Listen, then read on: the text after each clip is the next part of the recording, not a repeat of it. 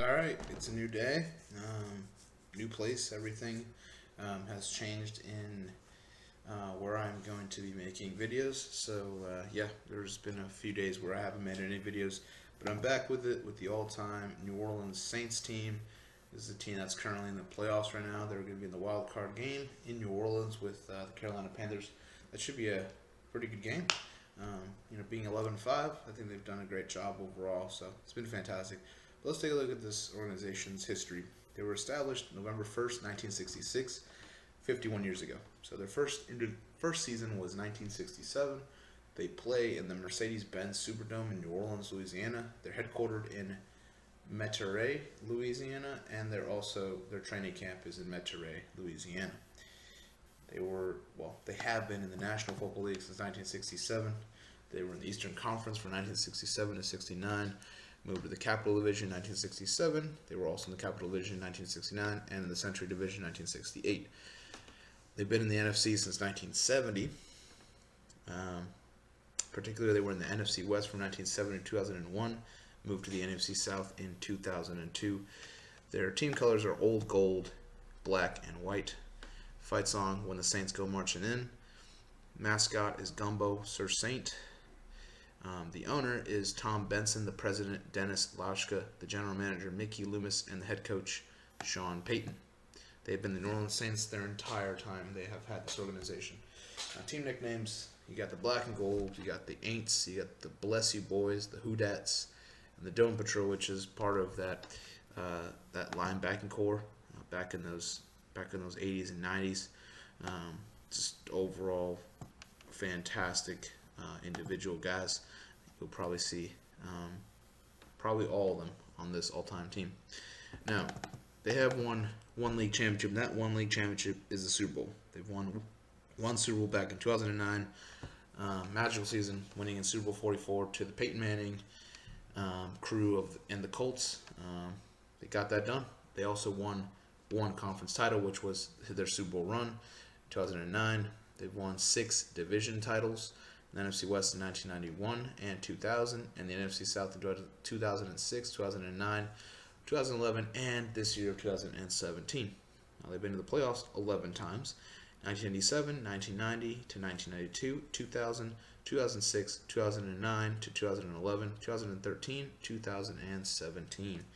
Now, the home fields, they played in Tulane Stadium in 1967 to 1974, and they moved to the Mercedes-Benz Superdome from 1975 to 2004, of course, Hurricane Katrina. And they came back from 2006, pretty much. They've been there. Now, the temporary, with the effects of that hurricane, they played in Tiger Stadium for 4 games, the Alamo Dome in 3 games, and the Giant Stadium for 1 game. So, they definitely had to share some fields after that. But this is a team that's, they're very vibrant fans. They really do have some great football players. They just haven't had enough trophies around them. It's great they got one. We all know they're dying to get more. Could they win it this year? They have a chance. I just don't see it. Personally, I don't. I think there's a lot better teams out there than the Saints, but I think they have a chance at winning something. Definitely beating the Panthers at home. I can see it. I can definitely see it. So we'll see how this all-time team works. Let's start with the quarterback. None other than quarterback will be Drew Brees. The guy that he killed it in San Diego. He's killed it in New Orleans for so many years. I mean, there's not much I can tell you other than that. He's led the league in passing so many times. This is a man that just puts up numbers beyond numbers beyond numbers. This is a guy that has, first of all, 70,000 plus passing yards. And looking at that passing yard record, he's gonna win that. He's gonna get that record because it's bound to happen. It really, really is. I mean, he's only got like 1,000 more yards, and he passes Favre, and he passes Manning. It's gonna happen. Manning will not be up top that at all, and I think it hurt him. It hurt Peyton that he missed that neck injury season. So I feel like he could have patched more to kind of give Drew Brees a little bit run for his money. But yeah, Drew Brees is gonna take it for sure. guy that's thrown so many touchdowns, a guy that's just been just so key to this New Orleans group, a guy that was, almost for a lot of people, they thought he wasn't going to be really anything after that really terrible injury he had in San Diego. 11-time Pro Bowler, an All-Pro, Super Bowl champion, and a first ballot Hall of Famer. Not much, you know, it's great. Being a comeback player of the year, being an offensive player of the year, being Walter Payton man of the year, being a Super Bowl MVP, um, he's done a lot and very humble guy. He's going to lead a great group. All right, so what Drew Brees needs is firepower, his weapons, his offensive receivers, all that. So I'm not going to put a fullback. I don't see a fullback being at all, critical to this team. But they're going to have a running back, and his name is going to be Deuce McAllister. And I think Deuce McAllister is going to be, he's going to be great. He's a 2-time Pro Bowler. He's ran before for over 1,500 yards. Unfortunately for his career, starting in 23, it ended at 30. It had a very short span, but he has been one of the better running backs in this organization's history. He's had 6,000 plus yards. He's had one touchdown away from 50. He's also been able to catch about 200 receptions. So this is a guy that can not just hurt you by running it, but he can get out there and kind of dump it off to him, and he can definitely make something out of it. So overall, I think having Deuce McAllister out here, it's going to help him out. Again, no need for a fullback. Honestly, there's no one I can honestly say that should be the fullback. There really has to be a upstart. He needs to be no. There's no urgency. So I'd rather stick with a running back, and then some of the receivers out here, they're gonna have a great time catching passes from the Hall of Fame Drew Brees. All right, now the main receiver that Drew Brees went to for many, many years is Marcus Colston, a guy that ended his career after playing for 9 years around there. This is a man that played over 100 games, had 711 career receptions for 9,759 receiving yards and 72 receiving touchdowns.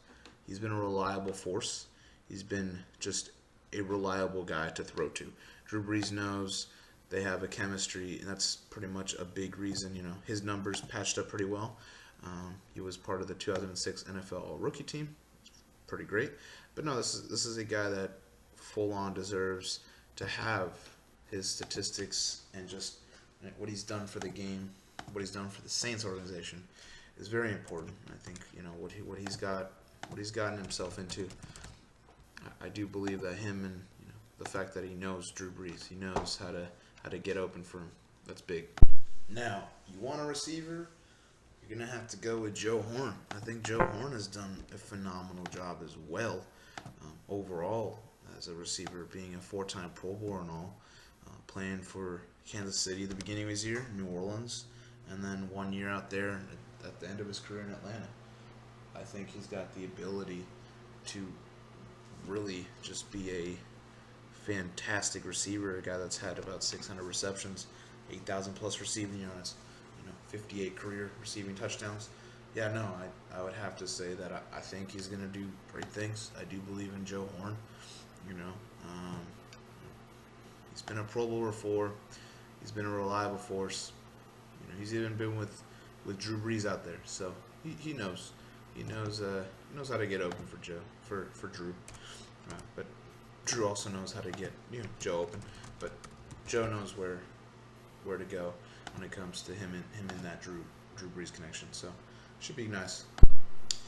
The slot guy I would say would be Eric Martin. He's been to the Pro Bowl once, part of New Orleans all of his 9 years except his last year being in Kansas City. Guy that played in the 80s and early 90s. The guy that's never been a 100 reception guy, never been that guy that you're like, whoa, he's going to dominate with being the best receiver out there. No, he was never the best receiver out there, but he can catch. A guy that's had accumulating of 500 plus receptions, 8,000 plus receiving yards, 40 plus receiving touchdowns. It's a guy that will work. He will work hard, and I think because he didn't play with Drew, I think Brees will make him a better player. I just believe he's going to get some some fantastic numbers out there, and I can't wait to see what happens. How about Jimmy Graham, though? Jimmy Graham, the tight end, big dude. Yeah, he's been in Seattle for a couple of years, but this is a guy he dominated New Orleans, a 5-time Pro Bowler and All-Pro. This is a guy that just generally just dominated there in New Orleans. He's been not terrible. I'm telling you, he hasn't been terrible in Seattle.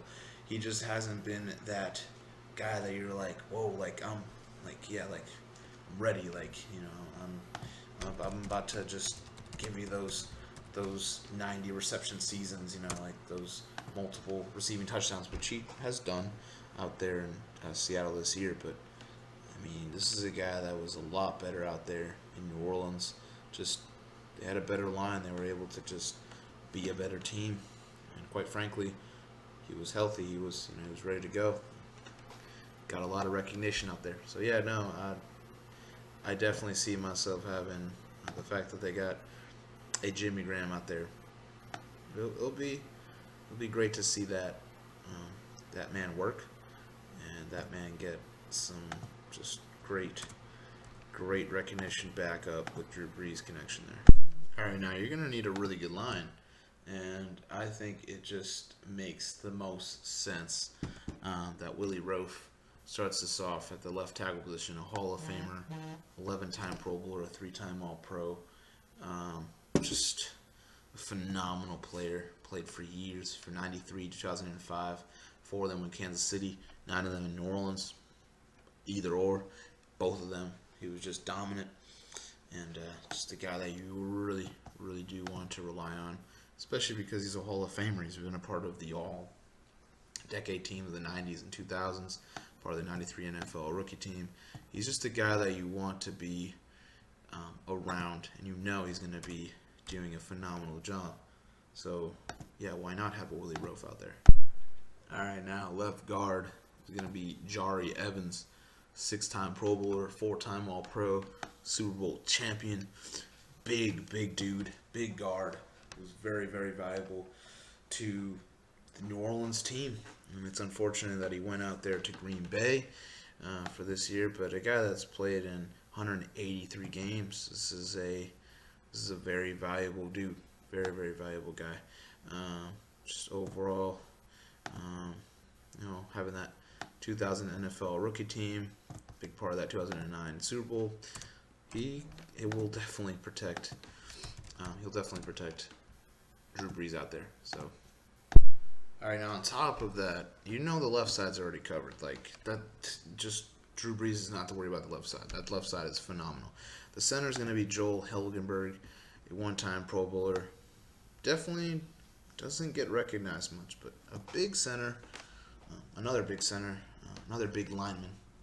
Sorry for that mispronunciation, but a guy that's played in 142 games, started 97. He just was never really actively healthy, right? So he had like a very short career, I'd say 9 years, but a guy that I believe is going to be just enough. I mean, you don't need like every lineman to be a superstar.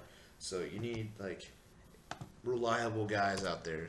Maybe 2 guys that are just superstar-esque players, right?